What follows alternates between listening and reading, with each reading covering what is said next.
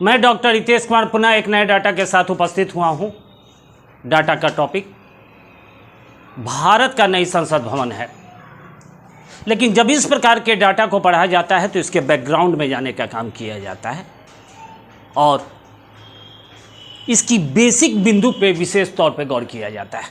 जैसे नई संसद के स्थापना के पूर्व संसद से संबंधित कुछ बेसिक ऐसे प्रश्न होते हैं जिस पे गौर करना अत्यंत ही आवश्यक है।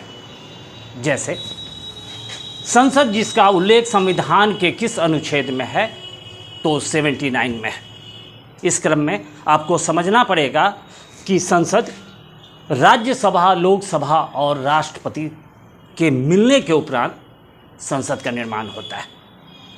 लेकिन सामान्यतः लड़के अनुच्छेद को लेकर कंफ्यूज हो जाते हैं। इसे समझने के लिए सबसे आसान तरीका यह है कि आप एक ट्रिकी शब्द सरल पे गौर करें। अर्थात स से संसद, संसद का गठन किस अनुच्छेद के तहत हुआ है, तो 79 के तहत हुआ है। र से क्या होगा, राज्यसभा। राज्यसभा का गठन किस अनुच्छेद से हुआ है, तो अनुच्छेद 80 से। और लोकसभा का गठन किस अनुच्छेद से हुआ है, तो 81 से। अर्थात इस सरल शब्द को हमेशा अपने मानस पटल पे स्थापित रखना है। चलिए आगे बढ़ते हैं। संसद जो मूलतः किस भाषा का शब्द है, तो फ्रेंच भाषा का शब्द है। साथ ही साथ कभी कभी परीक्षा में आपसे पूछे जाएंगे संसद का निर्माण या संसद के कितने अंग हैं, तो कभी यह प्रश्न आपको डिजिट में आएगा और कभी उससे संबंधित तथ्य को पूछा जाएगा। अर्थात संसद का निर्माण किससे हुआ है, तो राज्यसभा, लोकसभा और राष्ट्रपति से हुआ है। और कभी प्रश्न ऐसे पूछे जाएंगे संसद के 3 प्रमुख कितने अंग हैं, तो 3 अंग हैं।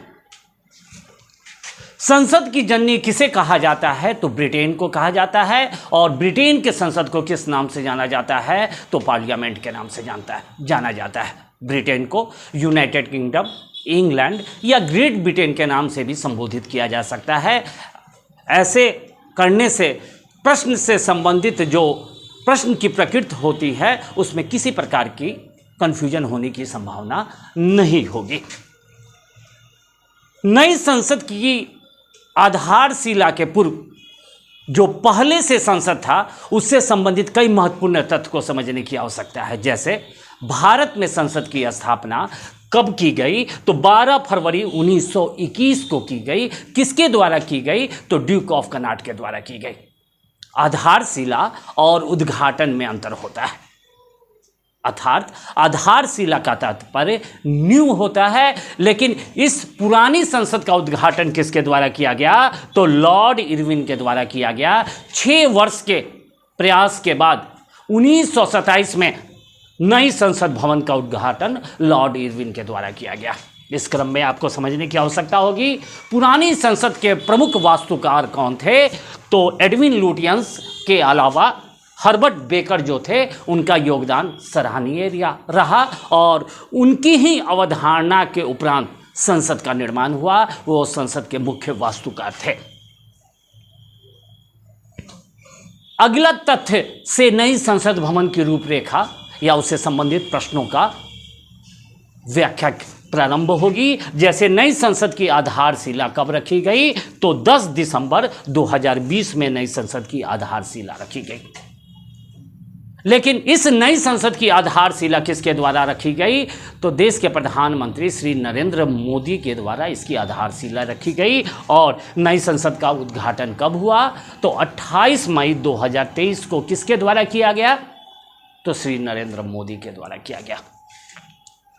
संसद का निर्माण किस प्रोजेक्ट के तहत किया गया, तो सेंट्रल विस्टा प्रोजेक्ट के तहत किया गया। और संसद के प्रमुख वास्तुकार कौन थे, तो बिमल पटेल थे, जिन्हें पद्मश्री से भी पुरस्कृत किया गया।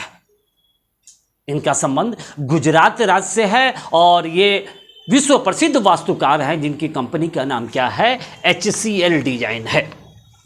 लेकिन संसद के निर्माण के क्रम में जो संसद भवन बना, उस संसद भवन का निर्माण किस प्रोजेक्ट के द्वारा किया गया, तो टाटा प्रोजेक्ट लिमिटेड के द्वारा किया गया। नई संसद कितने मंजिला है? तो 4 मंजिला है। और इसका आकार कैसा है? तो त्रिभुजाकार है।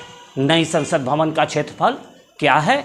तो 64,500 वर्ग किलोमीटर नई संसद भवन का क्षेत्रफल है। और नई संसद भवन में सेंट्रल हॉल नहीं है। यह ध्यान देने की बात है, जब भी आप नई संसद से संबंधित तथ्यों पे गौर करें तो पुरानी वाली संसद के तथ्यों पर भी गौर करें, नहीं तो प्रश्न गलती होने की संभावना है। पुरानी संसद में सेंट्रल हॉल उपस्थित था, जिसे हिंदी में केंद्रीय कक्ष के नाम से जाना जाता है। संविधान सभा की पहली बैठक कहाँ पे हुई? तो पुरानी संसद के केंद्रीय कक्ष में हुई, जिसकी अध्यक्षता किसके द्वारा की गई?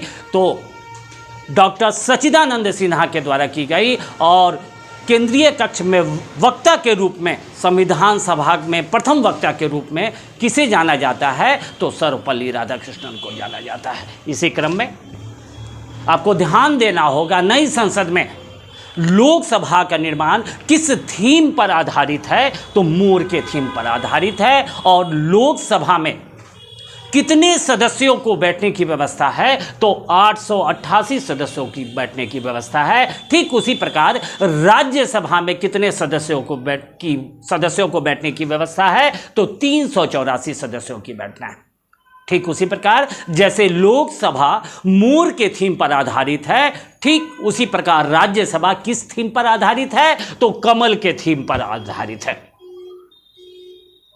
संयुक्त अधिवेशन किस अनुच्छेद के तहत होता है? तो अनुच्छेद 108 के तहत होता है। संयुक्त अधिवेशन में संसद के दोनों अंग के सदस्य एक साथ बैठ सकते हैं। नई संसद में संयुक्त अधिवेशन के लिए लोकसभा में, चूंकि नए संसद में केंद्रीय हॉल अर्थात सेंट्रल हॉल नहीं है, ऐसी परिस्थिति में संयुक्त अधिवेशन की बैठक कहाँ होगी? तो लोकसभा में होगी। और संयुक्त अधिवेशन के लिए लोकसभा में कितने सदस्यों को की बैठने की व्यवस्था है? तो 1272 सदस्य बैठ सकते हैं। नई संसद में कितने कक्ष हैं? तो 6 कक्ष हैं। लेकिन पुराने संसद में कितने कक्ष थे? तो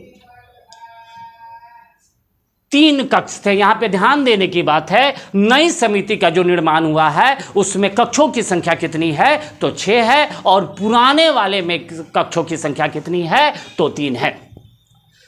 नई संसद में प्रवेश करने के लिए 3 गेट हैं, जिसे 3 नाम से जाना जाता है, जिसे ज्ञान द्वार, कर्म द्वार और शक्ति द्वार के नाम से जाना जाता है। साथ ही साथ नई संसद भवन में सेंगोल को स्थापित किया गया है। यह सेंगोल का संबंध किस प्राचीन वंश से है? तो चोल वंश से है। इसे संसद में कहाँ स्थापित किया गया है? तो जहाँ लोकसभा के अध्यक्ष बैठते हैं उनके बगल में इस सेंगोल को स्थापित किया गया है। इस सेंगोल की लंबाई कितनी है? तो 5 फीट है तथा इसके शीर्ष पर किसकी आकृति निर्मित है? तो नंदी की आकृति निर्मित है। लॉर्ड माउंटबेटन के द्वारा देश की आज़ादी के समय यह सेंगोल किसे प्रस्तुत किया गया? तो जवाहरलाल नेहरू को प्रस्तुत किया गया। और जवाहरलाल नेहरू के द्वारा इस सेंगोल को प्रयागराज म्यूजियम में स्थापित करवा दिया गया। लेकिन नई संसद में इसे पुनः लोकसभा अध्यक्ष के कुर्सी के बगल में स्थापित कर दिया गया। यह शक्ति हस्तांतरण का प्रतीक है, साथ ही साथ यह न्याय का प्रतीक है तथा भारतीय डेमोक्रेसी को और मजबूती प्रदान करने के लिए एक सांकेतिक प्रभाव लोकसभा अर्थात संसद के अंदर स्थापित करने के लिए इसे लगाया गया। इसी क्रम में आपको गौर करना है, नई संसद के निर्माण के लिए जो प्रारंभिक राशि आवंटित की गई थी वो राशि क्या थी? तो 971 करोड़ रुपए थी, जो बढ़कर 2023 में कितनी हो गई? तो 1200 करोड़ रुपए हो गई। ऐसे प्रश्न लगातार परीक्षा में आते हैं। इसी क्रम में आपको जानना पड़ेगा, नई संसद भवन में एक स्पेशल कक्ष बनाया गया है जिसे कॉन्स्टिट्यूशन हॉल के नाम से जाना जाता है। इसकी विशेषता क्या है? तो इसमें भारतीय लोकतंत्र का इतिहास का दस्तावेजीकरण किया गया है और भारतीय राजनीति या राष्ट्रीय आंदोलन से संबंधित महत्वपूर्ण तथ्यों का संकलन किया गया है। लेकिन सवाल ये उठता है कि नई संसद की आवश्यकता क्यों पड़ी? इसके पीछे जो मूल उद्देश्य है जब आप वर्तमान परिस्थिति में गौर करेंगे तो भारत की जनसंख्या विश्व की सर्वाधिक जनसंख्या वाली देश के रूप में हो गई है। ऐसी परिस्थिति में 2026 के उपरांत लोकसभा की सीटें, राज्यसभा की सीटें अप्रत्याशित रूप से काफ़ी ज़्यादा बढ़ेंगी। ऐसी परिस्थिति में नई संसद की आवश्यकता काफ़ी ज़्यादा थी। ऐसे प्रश्न कॉन्सेप्ट के रूप में आएंगे। भविष्य की आवश्यकता और 2026 में नई परिसीमन के बाद लोकसभा और राज्यसभा की सीटों की संख्या में काफ़ी बढ़ोतरी होगी। फलतः संसद का निर्माण किया गया है।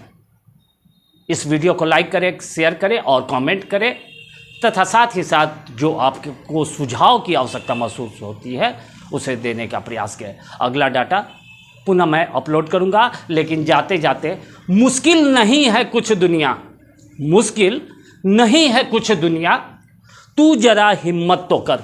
मुश्किल नहीं है कुछ दुनिया, तू जरा हिम्मत तो कर। ख्वाब बदलेंगे हकीकत में, ख्वाब बदलेंगे हकीकत में, तू जरा कोशिश तो कर। आज के लिए बस इतना ही।